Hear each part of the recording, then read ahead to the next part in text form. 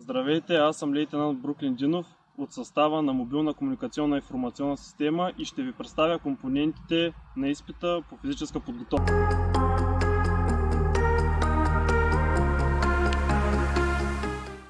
Единият от изпитите за кандидатстване за военнослужещ в българската армия е изпита по физическа подготовка, като се състои от 4 компонента.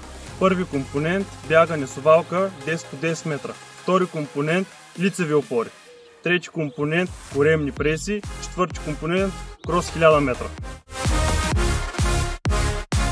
Ще ви дам 3 съвета преди изпита по физическа подготовка. Първо, починете се добре. Минимум 7-8 часа сън. Второ, хидратирайте се. Трето, непосредствено преди изпита направете кратка и динамична загрявка. Пожелавам успех на всички кандидати!